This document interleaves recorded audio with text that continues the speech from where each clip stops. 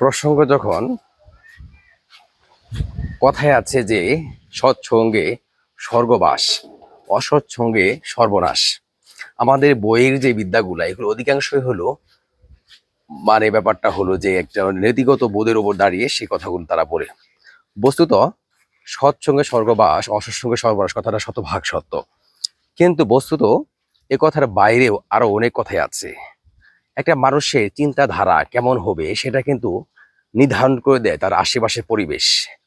ইংলিশে আরেকটা প্রবাদ আছে, সেটাকে বলে man is the product of his environment. এই যে মানুষ তার পরিবেশের প্রোডাক্ট, বেসিক্যালি সে পরিবেশ দ্বারা প্রভাবিত।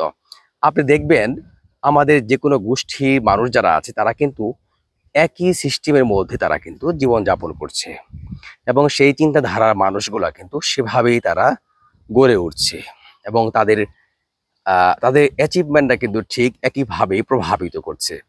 ধরেন যে ঢাকা বিশ্ববিদ্যালয়ে একটা শিক্ষার্থী পড়াশোনা করেছে, তাদের অ্যাভারেজ অ্যাচিভমেন্ট কিন্তু অন্য সব অ্যাচিভমেন্টের চেয়ে বেশি। এই কারণটাই বলছি যে অ্যাভারেজ আপনার যে গোষ্ঠীর সাথে আপনি লেগে আছেন, বা আপনার চিন্তাধারা, আপনি যাদের সাথে মিশেন তাদের দৃষ্টিভঙ্গিগুলা আপনাকে কিভাবে প্রভাবিত করে। সব ক্ষেত্রেই যখন খেয়াল করবেন যে আপনার সব ক্ষেত্রেই আপনার আশেপাশে মানুষগুলা আপনার চিন্তাধারাকে প্রভাবিত করছে, নিয়ন্ত্রণ করছে, এবং শুধু নেতিবাচকভাবে নিয়ন্ত্রণ করলে বলা ঠিক হবে না, যে আপনাকে গড়ে তুলছে, আপনার চিন্তাধারাটা বিকশিত করে তুলছে আপনার আশেপাশের মানুষ।